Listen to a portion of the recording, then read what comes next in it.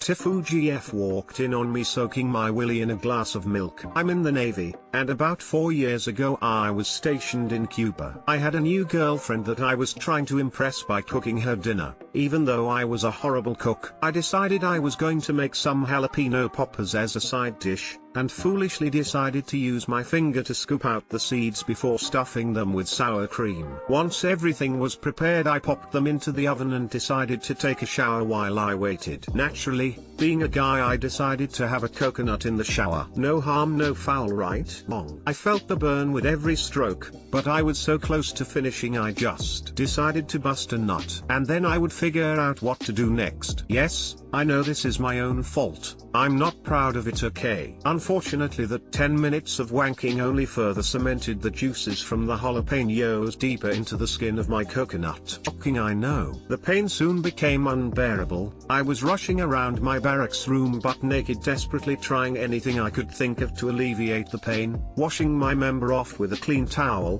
putting ice cubes between my zucchini and my zucchini, standing in front of the fan. Nothing was working. Then it dawned on me. I recalled hearing that milk can help alleviate the burn in someone's mouth after eating spicy food. And I knew this was my only hope. I filled up a glass with ice cold milk, set it on the floor, and squatted down on top of it, dunking my bits into the heavenly, cooling liquid. Instant relief. Thank God, I said to myself. There's only one problem. The moment I took my zucchini back out of the milk, the pain rushed back to my lions. So I sat there, in a squatting position, my coconut afloat in a glass of milk, and realized my blinds were wide open. On a sunny afternoon, anyone could look in and see what was happening. But the pain was so bad that I couldn't keep my banana out of the milk for more than a second or two. I decided that the only solution was to lay on the ground, face down, zucchini up, so that if I was to flash someone, at least they would only see my zucchini cheeks and not my burning zucchini. I laid there for about 2 hours until my girlfriend came back from work, and found me in my miserable state. After a lot of laughter and about 10 minutes of explaining the situation, she asked me, why didn't you just press the glass of milk into your body with one hand, so you could walk around and put some clothes on and stuff? Needless to say, if I didn't feel like an idiot before, I did then. Eventually, a few hours later, I went to the emergency room, where I was given a cream that barely worked, and I was excused from work the next day. TL, drive. Made jalapeno poppers, wanked in the shower, Willy burned with the fury of 1,000 suns, dipped it into a glass of milk while lying naked on the floor. Girlfriend walked in. We are no longer dating, but I hope her thinking back on my embarrassing story puts a smile on her face now and then. 8. Sincere thank you to everyone who explained to me how TL Doctor works. And thank you for the gold and silver. Why didn't you just press the glass of milk into your body with one hand, so you could walk around and put some clothes on and stuff? Coconut hurting lizard brain do things. In squatting position, my cheesecake afloat in a glass of milk has the same energy as so I'm sitting there, barbecue sauce on my titties. Butternut, I'm reloading it. Honey, in my defense, milk does help build strong bones. Excellent TL, Dr. BTW. It's unbelievable how quickly is summarized the whole thing.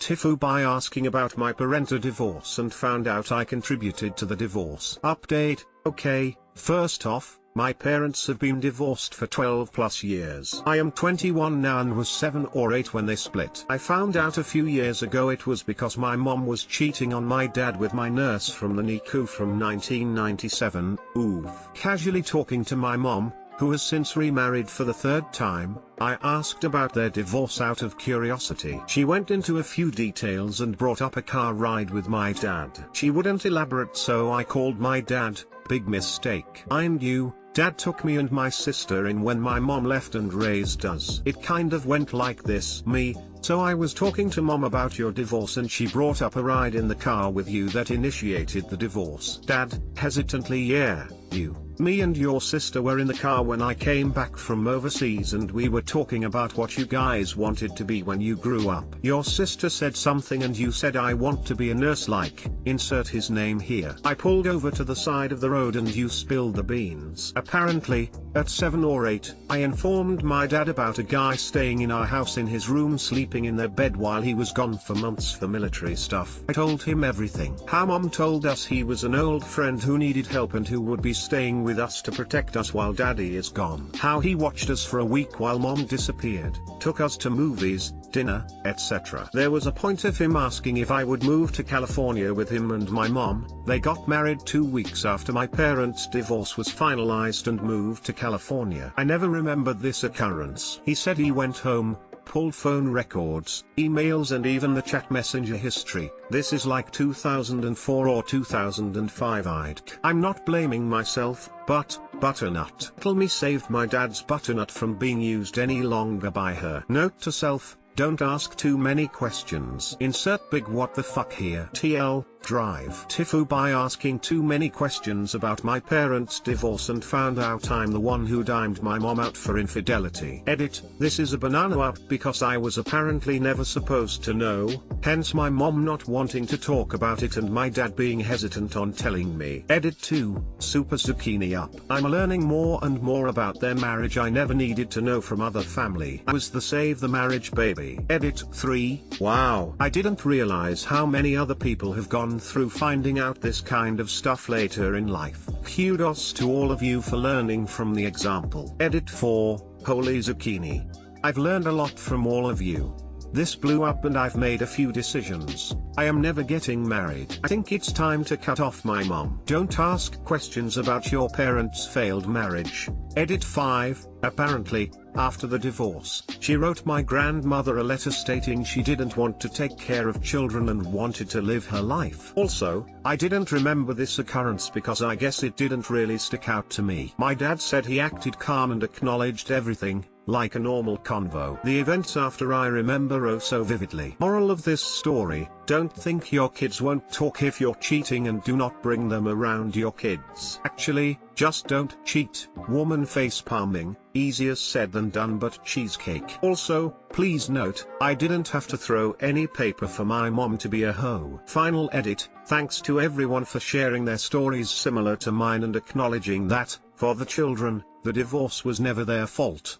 These conversations have really got me thinking about how toxic for me it is to talk to my mom. I'll update in a bit. Thanks guys and keep your head up if you coconut up. 3 remarriages in 12 years makes me believe you were probably not the problem. The cheating part did that for me.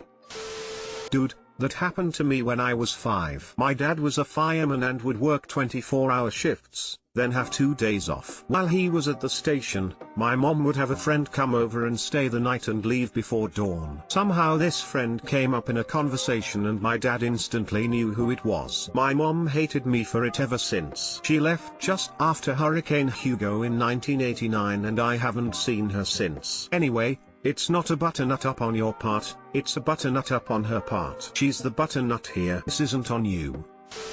I was 12 when I figured out my mom was cheating on my stepfather who was a deployed Navy SEAL. I told my biological father who told my stepdad. I'll never forget how afraid I was when my stepdad took me for a car ride and asked me to be totally honest with him, which I was. He knew I wasn't lying. My mom said some things to me that day that I wouldn't want any kid to hear from their parent.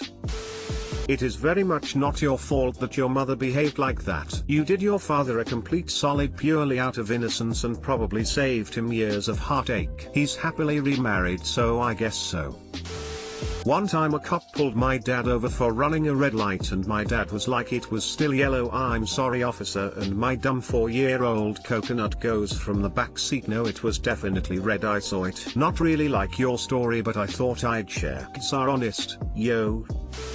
TIFU by having a seizure and going full MMA on the 6 cops trying to help get me in the ambulance. Checking my email is the last normal thing I remember before waking up in the hospital, except for a few scary as zucchini bits here and there. Hence, this comes from my own direct recollection, with the gaps filled in by my wife and other witnesses. I had a full tonic-clonic seizure, right at my desk. Details are mostly irrelevant here, but I've never had a seizure before. And initial assessment is that it was probably a perfect storm situation with a new prescription I was on that will, hopefully, never happen again. My wife was in the next room and of course called 911, and the ambulance showed up.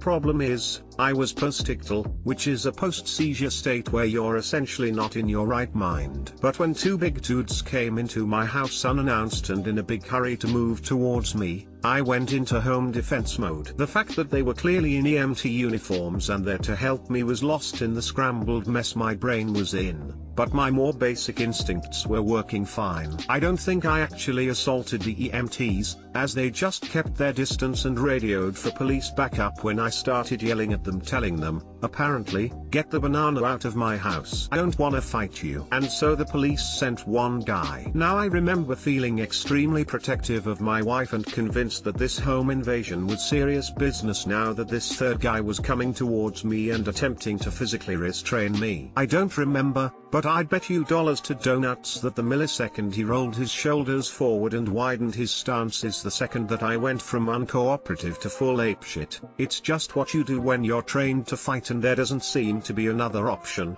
as when you are protecting your family like I thought I was about to have to do. That's when things started getting ugly. I was an amateur MMA fighter about 15 years ago with a local dojo, and while I haven't practiced for a long time, I can tell you those instincts never fully leave you. I know how to reverse any submission hold a local cop is likely to be able to proficiently attempt on me, apparently even whilst postictal. Before backup arrived, I had swept the leg of the officer and had him in an armbar. Thank banana I didn't go for a blood choke whilst my brain was short-circuiting. I was also screaming, roaring, apparently, at my wife to call the police. The irony of my request was lost on me at the time. That primal roar was the scariest sound she's ever heard come out of my body, so she tells me, and I didn't stop roaring. Luckily, for him and me, cop number 1 didn't put up any further resistance until his backup arrived. 5 more big dudes showed up, now 6 cops plus 2 EMTs plus my wife. No weapons drawn, no tasers. Fortunately they knew they were walking into a medical call, and boy they should get a medal for how well they handled it. I wasn't going down without a fight, and 1v1 was no contest even though they were way above my weight class. But with sheer overwhelming force they pretty much wore me out and then dogpiled me to the ground, cuffed me in the back, and then stood me up to walk me to the ambulance. Mistake. I easily spun my way out of the officer's control grip, hand on handcuff chain, other hand on my shoulder, and gave him a front kick to the breadbasket he probably won't forget anytime soon. Bring it, zucchini, I remember thinking, or saying? Who knows? I also remember being this weird mix of scared, emboldened by my recent escape, and pissed right the coconut off, all at the same time. Still cuffed, front kicks were the new order of the day. I was like the goddamn free sample guy at the supermarket, giving them out to anyone who came near me. Details are loose on what happened next, but I guess they did some kind of brute force team tackle again and got me to the ground. And from the cuts on my wrists, they may have used some kind of pain compliance technique with the cuffs. Didn't work, as I was able to shrimp my way out from underneath the guys on top of me and throw a nasty double heel kick from lying down. Fortunately it just grazed the guy on the shoulder rather than the neck/head, which is where I would certainly have been aiming. Next thing I remember vividly is being face down on my living room carpet, barely able to breathe, thanks to being out of shape these days, with at least one big guy on my back, and thinking this was the end for me. Then they'd butternut my wife,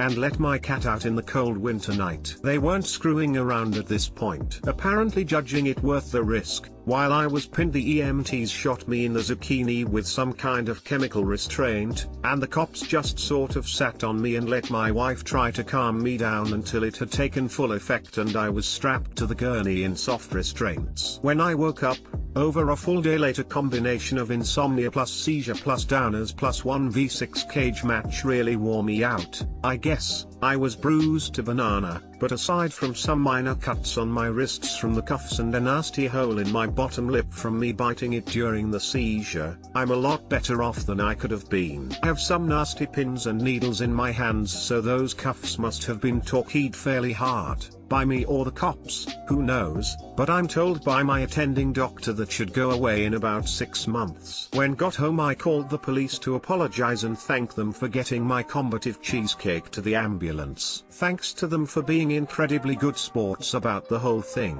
and not pressing charges, especially given my level of enthusiasm. I'm still trying to wrap my head around just how badly this could have gone. Yeesh. The unpredictable seizure alone is bad enough without nearly suiciding by cop had there been a weapon within reach. Scares the bejesus out of me just knowing how absolutely out of control I was. TL, doctor, I learned exactly how many big dudes with at least basic hand-to-hand training it takes to drag me from my home against my will. 6, plus a syringe of something in the zucchini. Well, this was a much bigger response than I expected. Thanks for all of your comments, especially those from police and medical professionals and other patients that have gone through something similar. And, wow, thanks for the gold, kind strangers. Common question was where this happened. As a few of you figured out, stalkers. LOL, yes, I'm in Canada, and yes it was bloody cold out at the time, even by Canadian standards. Congratulations/you/son_steward. This post has been chosen as the fuck up of the week. Fainted during a blood draw at the VA once. When I came to I was sure I was being taken alive by the Taliban and fighting them. Thankfully another guy convinced me he was on my side and calmed me down with some butternut about local fighters helping or some such. I had punched at a few of the ladies in the blood draw room before he got me, but thankfully they were quick and jumped back. When you are out of your mind things are crazy. Thinking this was the end for me, then they'd zucchini my wife, and let my cat out into the cold winter night. Such cruel men. Medic here, try not to beat yourself up over it. Too bad man. We understand that you weren't in the right state of mind. It amazes me how strong someone who isn't in the right state of mind can be. I've literally seen a 90-pound, 102-year-old lady need 4 people just to restrain her. Also, from the sound of it, you got some Ativan in the butt. My 92-year-old grandma kicked a nurse in the chest with a broken hip. I worked as a fireman/medic in the worst part of Metro Atlanta. This happens way more than people think. More so due to low blood sugar emergencies, but post-ictal patients would sometimes act this way. We always made sure we communicated with the police that these patients were not in their right mind, and it was always handled well. Honestly, we tend to just start more fire trucks to the scene rather than the police. We actually had one patient we called Bear that would regularly have blood sugar emergencies. We knew the address well and would immediately start another fire engine to help. When we would arrive the wife would meet us at the door with this "it's happened again" look. He was a huge dude, and if he found out we were there he would immediately go into fight mode. We would regularly have to fight him to the ground and administer D50, sugar water, and within seconds he was apologizing and offering us all beers. We all came out of those fights like best friends that got into fist fights as kids but always hugged after. Good times.